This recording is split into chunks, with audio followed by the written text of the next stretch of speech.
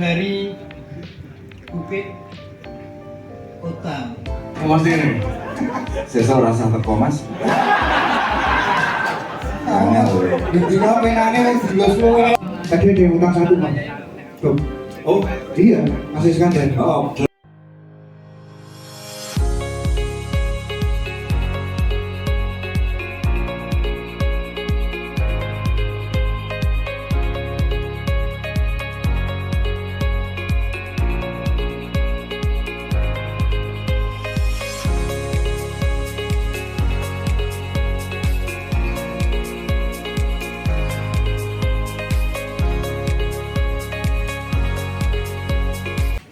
Di pokoknya di sini di Sleman sini.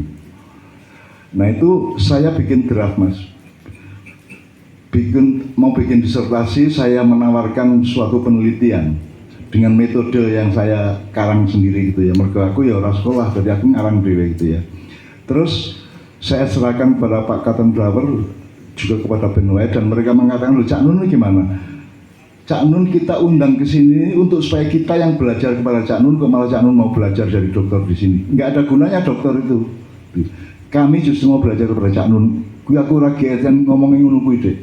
Akhirnya saya dikasih beasiswa gelap, dalam arti tidak resmi. Jadi saya kemudian untuk menghargai inisiatif saya untuk bikin disertasi itu, kemudian saya dikasih duit banyak. Nggak tahu gimana mereka ngegonya gitu ya. Saya dikasih duit banyak dan itu membuat saya bisa pulang ke Indonesia gitu kan. Saya bisa belikan gamelan ke Kanjeng, saya bisa belikan jaket, bisa belikan macam-macam itu gara-gara saya dikasih duit. Ya mungkin korupsi itu ya. Orang cekel ya. Duit apa orang ngerti aku. Pokoknya aku dikasih duit oke gitu kan. Termasuk di Amerika juga gaji saya besar mas. Karena saya di Amerika di Iowa itu di IWB International Writing Program di Universitas Iowa itu, saya bukan sastrawan yang dikirim Indonesia ke Amerika. Saya adalah tamunya pemerintah Amerika. Jadi yang mengundang saya itu pemerintah Amerika karena kelak saya tahu bahwa saya sebenarnya sedang dibidik untuk menjadi kader CIA. Dan memang saya berbakat.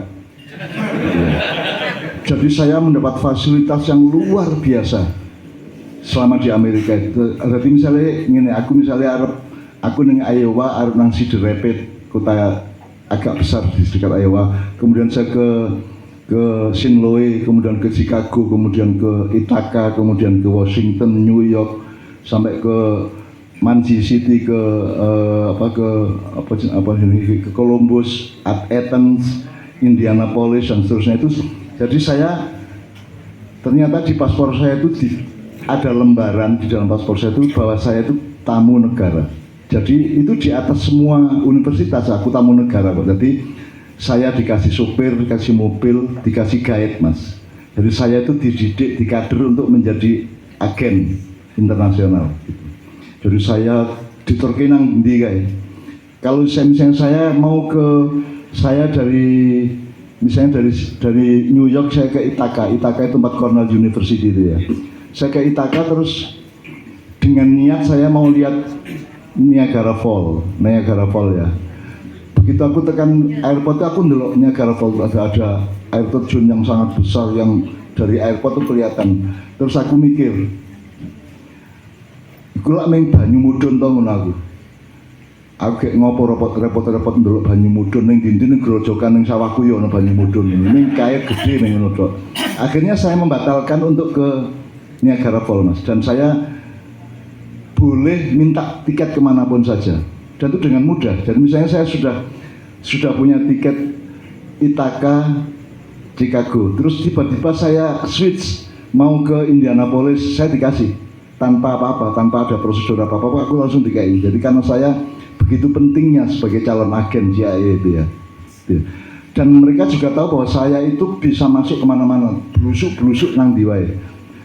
Tidak seperti turis, jadi saya bukan orang pariwisata. Saya masuk ke semua yang bahaya-bahaya, ke blues area di Chicago, yang setiap orang mati tidak ada yang ketahuan gitu mas. Negro-negro tok bengi di kafe-kafe kecil dan aku melburu mas. Saya masuk ke daerah-daerah yang sangat berbahaya. Saya masuk ke Fifth Avenue di New York, di Manhattan itu kan kue dipateni wong ora ono sing ngerti gitu loh. Jadi saya masuk ke semua dan saya ditakuti sama mereka. Karena saya gondrong semen iki Mas. Dan aku nggawe mantel, aku isi tuh, awakku isi urung tua lah, isi lumayan lah.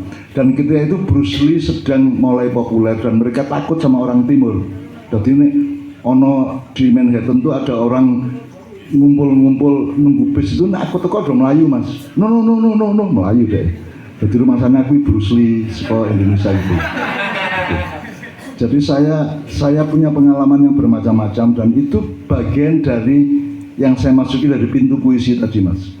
Sebab saya menemukan puisi saya di perpustakaan Iowa itu sing Indonesia dhewe ra duwe nganti saiki. Jadi puisi-puisiku stensilan ning Kota Gede, ning Imogiri mbiyen aku gawe cilik-cilik niku ono Mas ning kono Mas. Jadi mereka itu sama kita tuh dahsyat. Makanya sekarang kalau Anda punya iPhone itu kan ditingkatkan sampai sekarang kan iOS-nya kan sudah 16.31 ya. Itu semua urusannya atau alasannya kan security semua Mas. Jadi mereka itu kalau sama security dan penguasaan aset-aset dunia itu mereka dahsyat luar biasa. Dan kita ini kan janda telanjang yang disetubuhi tiap hari kan gitu Mas. Ibaratnya Indonesia itu kita itu janda telanjang disetubuhi tiap hari, digilir antara Amerika sama Cina gitu ya. Digilir antara Silicon Valley dengan Beijing kan gitu. Oke, jadi itu. Tapi bahwa informasi Anda bahwa pikiran-pikiran saya itu mendapat perhatian dari Pak Ben White, dari para sosiolog termasuk John Galtung Mas ya. Ya John Galtung itu tahun sekian tahun 80-an itu. Itu saya tidak pernah ingat itu dan tidak pernah memperhatikan itu Mas. Jadi saya tidak merasa siapa-siapa. Aku ming wong loro lopo ning Londo 2 tahun ra cetha, miskin, dan saya cukup lama tidak punya tempat dalam keadaan musim dingin yang luar biasa. Jadi saya itu bersyukur kepada Allah, kudune aku orang normal lagi. Kalau anda hidup di cuaca winter ya, di bawah 0 derajat, terus Anda tidak punya rumah yang hangat, Anda mesti sakit, mbuh flu tulang, mbuh legrek jeroanmu begitu. Tapi saya mengalami 2,5 bulan saya tidak punya tempat tuh Mas, di Belanda. Dan saya sering tidur di depan pagarnya rumah orang. Jadi yo apa kademen ndodok ngono Mas karo nempel ning ini. Itu saya sering gitu Mas. Dan saya alhamdulillah tidak sakit sampai sekarang. Cuma ada sedikit flu tulang di tulang pinggang sebelah kanan sini. Sekali-sekali mungkin setahun sekali ono lorone gitu perih gitu ya. Tapi alhamdulillah saya tidak mengalami akibat normal secara medis dari keadaan musim dingin di Belanda itu gitu. Padahal seharusnya saya mati lah, kudune mati lah maksudnya. Tapi saya itu alhamdulillah punya teman-teman bermacam-macam. Jadi saya misalnya sekarang gue sing cah nom iki sing lahir tahun 2000-an wis ana sing lara boyok urung. Sing sering jangan dulu terutama.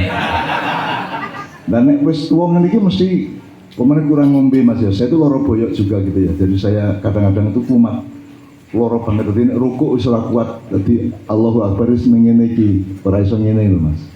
Kalau rukuk itu ya.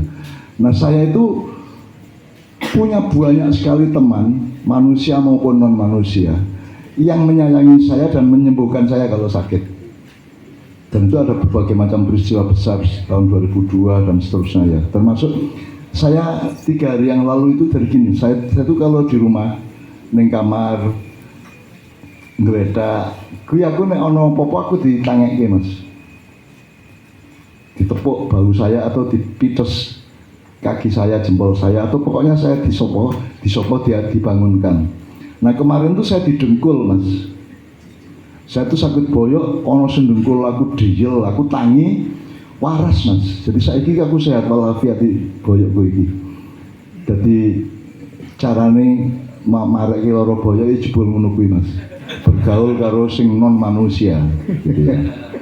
Teman sekalian, itu ekstra aja, tapi kira-kira seperti itu anu saya Mas. Saya sebenarnya sangat ingin juga tetap berkaitan atau nyambung dengan teman-teman di ISS ya semuanya, karena saya masih ingat jalannya, masih ingat keretanya nomor berapa, saya masih ingat kantor posnya di sebelah kiri itu, saya masih ingat semuanya. Tidak tahu sekarang mungkin sudah berkembang ya. Dan teman-teman mainnya di sana kan juga selalu napak tilas saya, Mas Karim, Mas siapa sini sing Maduro, Safe. so? Safe. Mas Syafi'i ya, yang punya restoran di sana dan seterusnya. Kita punya Mas, terutama teman saya yang menyelamatkan hidup saya di sana, namanya Mas Siswo Santosa, dulu dosen PGRI sebelah Petangpuluhan ini. Dia sekarang menjadi seniornya teman-teman Indonesia di sana. Dan juga jangan lupa PKI kita yang lari ke Beijing kemudian pindah ke Eropa Barat, itu juga teman-teman saya semua. Jadi saya itu pernah ikut Kongres Partai Komunis Internasional di Yunani, Mas, di Athena. Jadi nek kuwi dibuka, untung tidak ada jejak digitalnya ya, nggak ada toh, kan urung ono internet waktu itu. Tapi nek ono ngono wis mbuh aku, jebul aku iki PKI ngono toh. Memang saya ikut kongres itu bersama teman-teman PKI dari Berlin.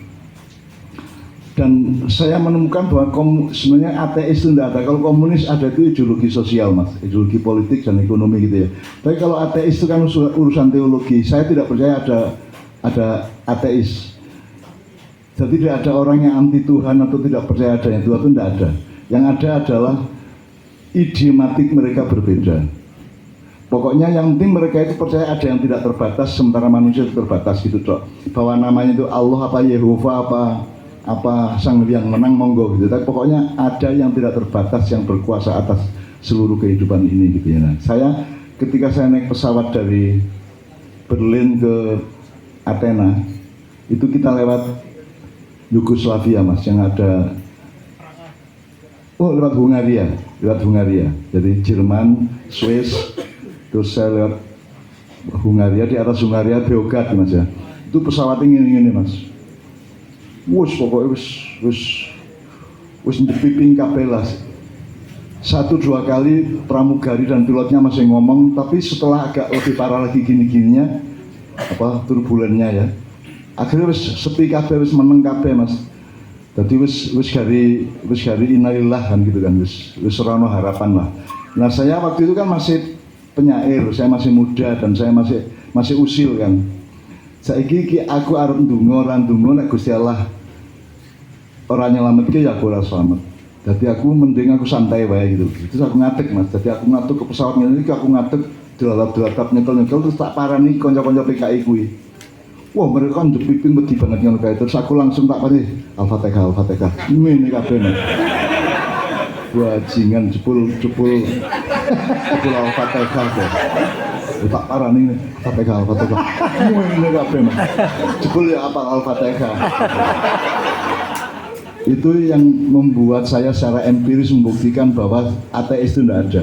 Yang ada adalah mereka tidak sependapat dengan informasi mengenai Tuhan yang sampai ke mereka di dalam peta wacana sosial gitu ya.